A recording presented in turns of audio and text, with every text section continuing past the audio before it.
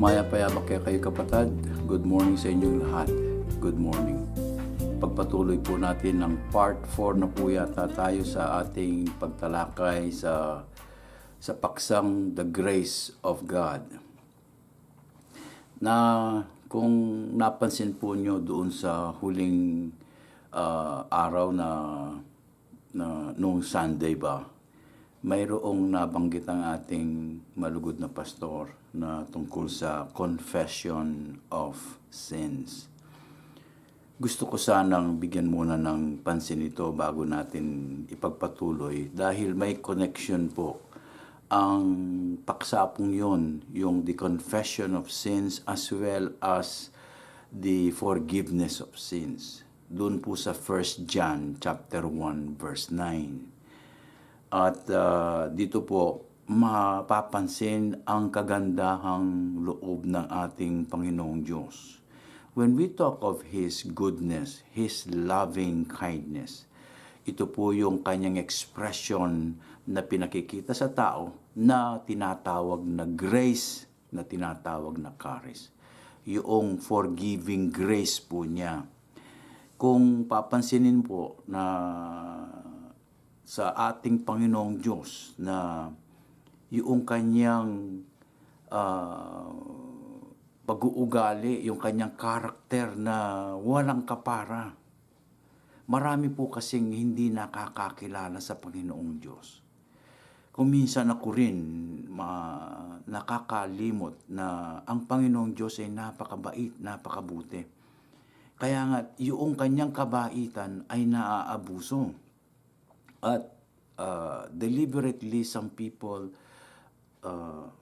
yung intention nila ay talagang abusuhin o kaya maltratuhin o kaya bigyan ng ibang definisyon. Mga kapatid, yung pag-uusap natin sa noong Sunday na patatawarin ka ba ng Diyos sa iyong pagkakasala?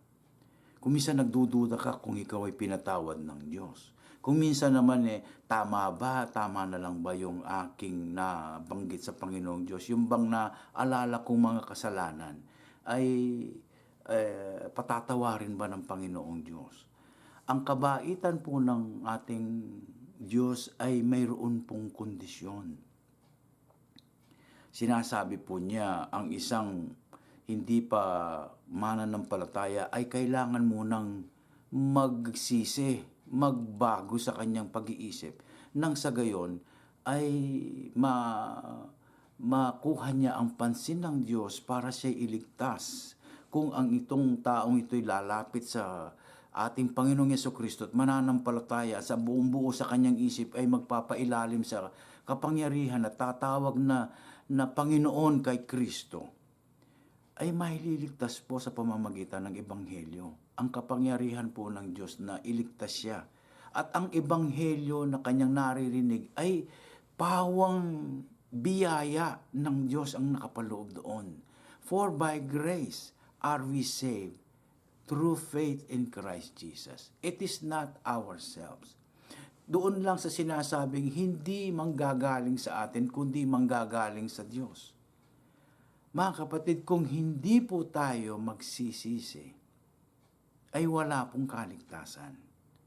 Kahit naman nampalataya ka, kung hindi ka naman nagsisi, ay hindi po kumpleto. Yung pong biyaya at kagandahang loob ng ating Panginoong Diyos, kung hindi po natin nakikilala yan, ay hindi po kapangyayarihan ng yung magiging kompleto ang procedure. Hindi po mangyayari. Katulad po dun sa 1 John chapter 1 verse 9. If you confess your sins to Him, sabi He is righteous and just to forgive you of your sins. Kung kukunin lamang po doon sa statement na yon, ay mangungumpisa lang pala ako. Para bang mabait ang Diyos, mabuti ang Diyos, malugod ang Diyos sa akin, ang pag-ibig ng Diyos ay talagang buong-buo sa akin, ay mangungumpisa lang ako. Pagkatapos nun, uulitin ko na naman ang aking mga pagkakasala. Napakahirap namang baguhin ko ang sarili ko.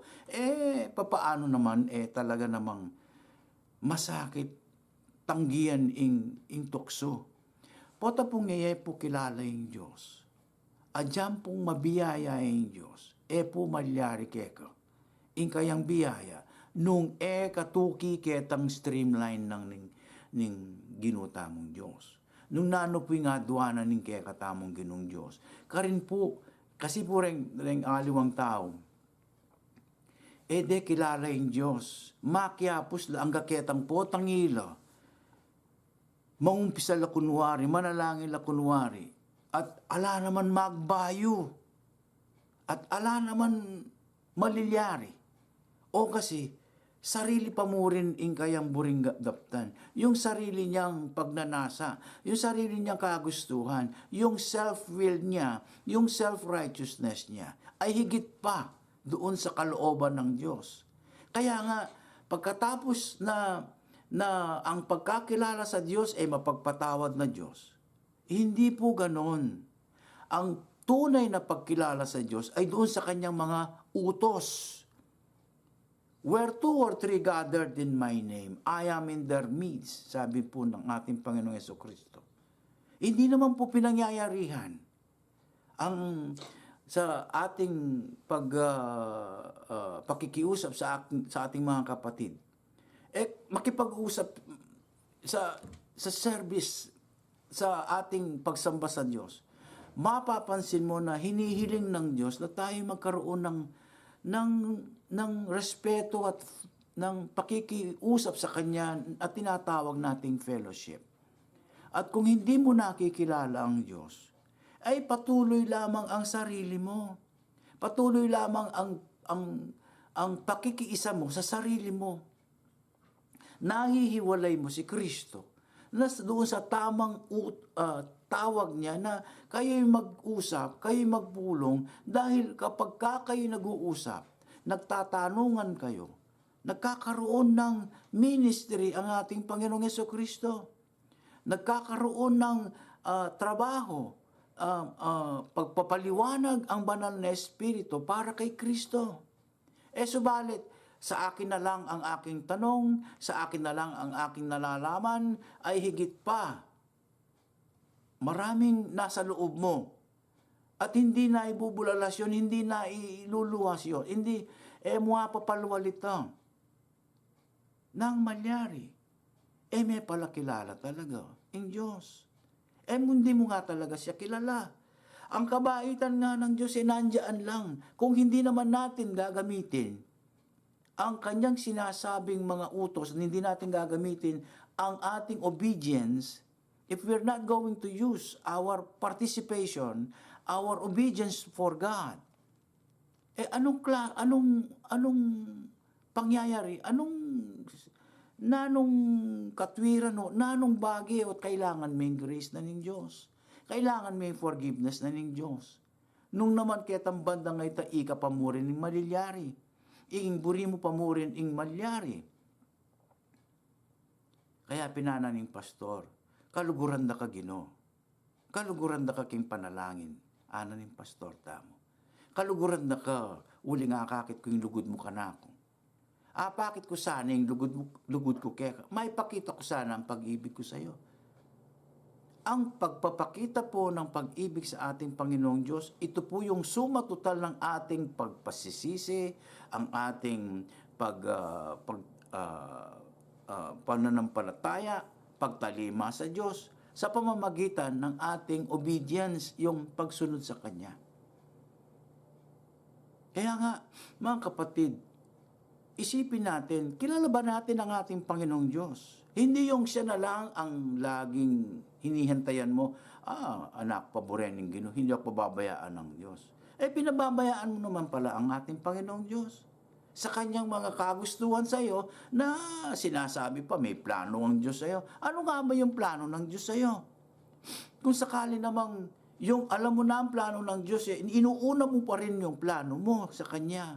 Kasimpleng bagay, if we cannot know God in a little thing and we cannot obey God in a little thing, why why will God expect something from you in a bigger thing?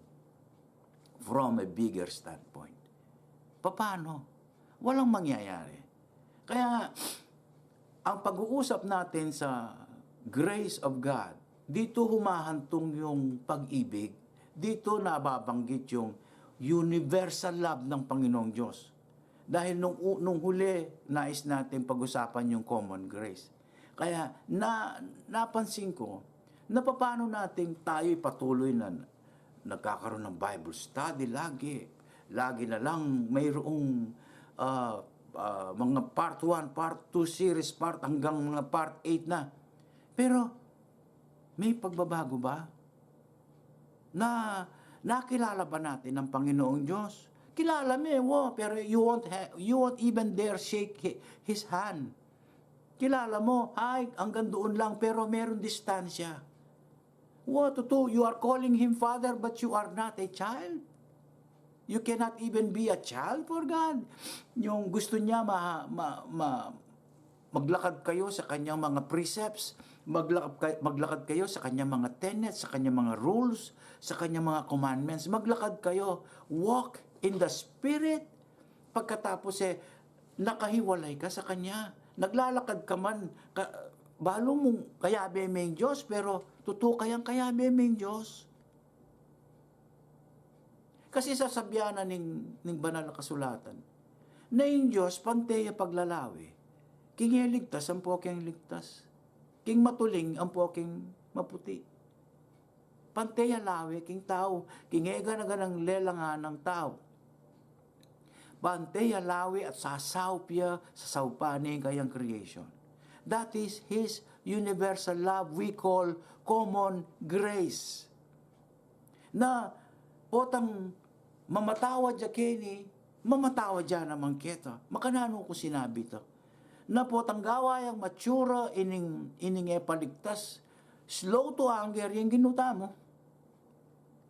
At di naning dakala panahon, so paning magbayo, so paning pakilala, ing mayap kining taong ignoramo sa ini na ing buri ng paltoking sarili na He is the master of Himself. Sasabihanan ng banal na kasulatan, laweng kiking kay ko ne. Kapatad, ketang Matthew chapter 5 verse 45. Naning sasabihanan ng kekatamong Ginoong Jesucristo, kingasbuk na mismo. Bang kanita kayo, maging anak na kayo ning tatang kuwana, ning tatang na atsuking banwa. O sasabihan ng Kristo ini, buri ng Kristo, may karelasyon taking tatang naking banwa. Pamaya palubita, hindi ba't magandang kalooban yon na maging anak ka ng ama ko sa langit? Bakit niya ino-offer ito? Talagang ino-offer ng ating Panginoong Jesucristo ang kanyang ama. Mabuti ang kanyang kalooban. Mabuti kasi ang tatay sa langit. Masama naman ino-offer, masama pala.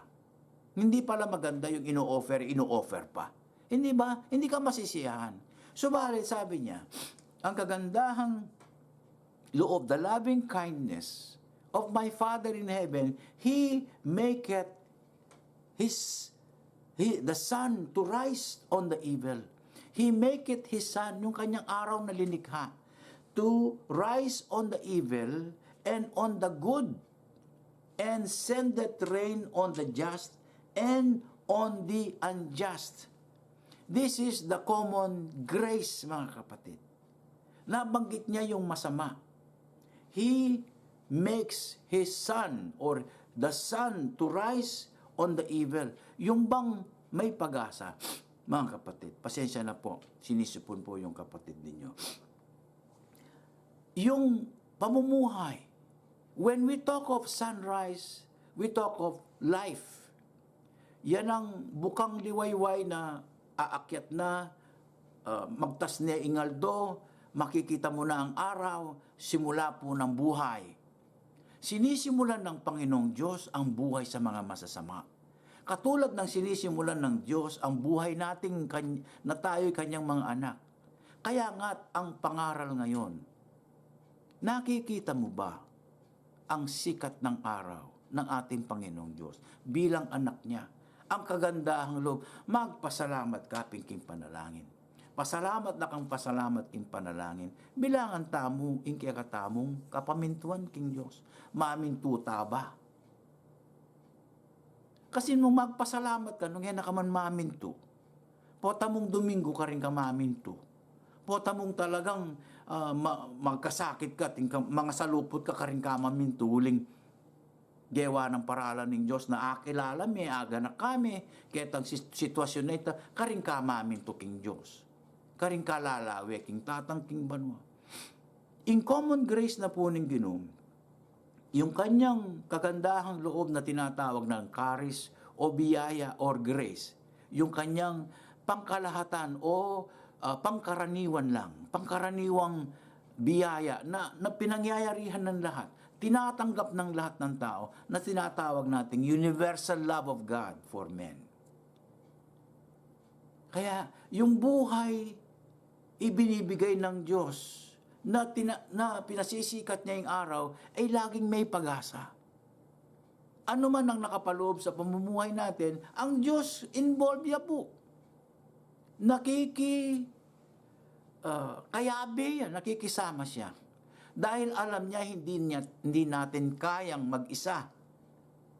Yung business, yung palengke, yung pagdadrive, yung pasada, namamasada, sakay ka ng jeep, yung may pupuntahan ka, maglilinis ka ng bahay, gagawa ka ng magluluto ka, lahat po ng sulok ng ating pamumuhay, nandyan po ang biyaya ng Diyos. The common grace of God works. Hindi lamang po sa saving, yung tinatawag nating kaligtasan or saving grace. Yun, mataas na antas na yon. Pero yung common grace na ito, magluluto ka, sa palagay niyo ba hindi nagtuturo ang Panginoong Diyos sa iyo? O may pasobra yata itang alat? I believe God maketh His Son to rise on the evil. Pati po yung mga masasama, hindi nakakakilala ng Diyos nabibigyan sila ng mabuting pamumuhay Sasanting lapakabil yan Mami right no king karelang timbang, mami right no king karelang paki dil makanyan, napantay karelang gagawan, yet pauli na ning biyaya na ning Diyos, baludang gawan king marok. Anti mo yung kayamanan, babiyanan ng Diyos. Nagamitan da king marok. Parakal mo pin. Kasi alang sasabat keko. Alang sabat demonyos, alang sabat satanas, alang sabat devil. Para pigilan na kang gawang mayap. Ali. Potang gagawa la pong mature. Pagka sila'y nasa hantungan po ng masama, tinutulungan pa sila ng mga demonyo, ng mga diablo. Ganun nga. Because of our fallen nature, yung ating masamang naturalesa, magwawagi nga si Satanas. Magwawagi nga ang evil. Ang mga tao dito, sabi, why is evil dominating in the world? Kasi nga, masama na yung tao pinaiiral talaga ng tao ang kanyang kasamaan. Maglaramya, mangalunyayo, salbayo, mamastusyo. Nasa kanya lahat. Malisyoso ya. At inya nga akit melislis, aliwane panandam. Mga luto ni. At inya ngayal ben, aliwane isip. Atin mumigsalita ng aliwa, muaneng mua. Pota namang ya, miyang mimwa, potang sabyanan mi. Mas mimwaya pa. Ingkarokan, even in the very evil world, God so love the world, itang atsuta ka rin, ligurana, kalugurana at dulugurana in kayang creation. Na itang common grace ita, tutok ng adyang kareng marok, lalong-lalo na hanggang kareng mayap. King pami biyebe, subalit wag ka. Ing mayap naman king common grace na ning Diyos, pipigil yang susuppress na, pipigilan na, kukontrola na, ingkarokan. Pagmasdan mo, in tao, total depravity mo na yun, total mo na yung mature ugali yan, yet, nangangapaganan. Pagmasdan nyo po itanong, akakit yun. Atin mong ating limit, po tangin tawa na yung mga po, kaya bigla niya mong manahimik. Makaisip ya. O ni may paisip naman kayo. Ya, yung sarili na. Ano po? Ken miyakit ing omniscience na ning Diyos. Ken miyakit ing omnipresent na po ning Ginoo. Karengega na ganang darapatamoro. Pagmasdan mo reng mapanako. Manako pero dangan kunan. Atin lang itagan. Manako ya keta mong burina. Bakit? Ating pipigil kaya. Na naman, sa suggest din namin panakawan, God is no author of evil. Is not the author of sin. Naburining Ginoo yung kasalanan. Sabihan mo po last time, God unconditionally loved the sinner. Po makanting sasabihanan ng Biblia. Because it is not the sin of the sinner that God sent for to hell. And if alwa po yung kasalanan, dadala na king impyerno. Nune ing sinner. Kaya po, conditional po yung malilyari. At dyan po yung salvation, tamo, conditional. Mangailangan kang lumapit king Diyos. Mangailangan kang magsisi. Mangailangan kang manampalataya. Keta pang sisabihan na ketang Mark 16 yata ito. Those who believe and is baptized are saved. Alam mo na, ating condition itang is baptized. Mangailangan, atin yan buring paiwatig yung ginuta mo. Nung nanuman yung theology, yung pag-aralan mo ka rin. Apansin mo yung binyag, kailangan na ng Diyos. Itamo tayo, kailangan Pero itang kailangan na ng Diyos na papakit na kayang common grace, kayang grace of saving grace, akit mo talagang kailangan O nung yan nakaman milog kayong iglesia, makanan kang mabiyasa. O itang mo sarili mo, pamamasang Biblia, tsyo nakaking iglesia, mo pa rapat-rapat Nung yan lapang Domingong sinet na ng Diyos, makanano kasamba kaya. Ing tao, by way of common grace, pipigilan ng Diyos king kayang karokan. He is being refrained to do his lasciviousness, his adultery, his fornication, kalat, muakiting ing kalat. Pagmasdan nyo lewenye, in common grace na ng Diyos. Kaya pong Lucas 6:35, nasa sabihanan ng Biblia. Love your enemies. Salita niya pong Kristo yan. Salita niya. At sabi ng Kristo, yung kayang salita, manibat king tatang king banwa. But love ye your enemies and do good. Naburin na sabihan nito. Kung papate, mapipigil ka rin. Pipigilan na ka ng Diyos na makipate ka rin. Kapate mo. That is common grace. Kenny, tuturunin niya sasabihan ng grace, common grace niya, makipate, nune, luguran mo, reng, kasalang mo, then kaya kang kapate. Ibigin mo, mahirap, di ba? Ibigin mo ang iyong mga kaaway. At gawain mo sila ng mabuti. Pahiramin mo pa. Na wag ka nang maningil. Dahil ang iyong mga kalooban, ang iyong mga kaloob o rewards mo ay talagang marami at ikaw ay magiging anak ng ating Ama sa langit. Kasi sabi niya, because He is kind unto the unthankful and kind to the evil. Mabait siya. Nagbibigay siya ng pabor sa mga hindi nagpapasalamat. Walang kapasalamatan. Walang pakanan pakabsan bigay mo na lahat, bigyan mo ng bahay. Hindi, walang thank you. Sabi niya, para siyang privilege, entitled pa siya. Ganyan ang fallen nature ng Panginoon, ng mga tao. Yung kagandahang loob ng ating Panginoong Diyos. Pagmasdan mo bakit? Anong kaya maangutang ka? Ot kaya in tao, manyadya pantawad king Diyos, kabang ing Diyos naman,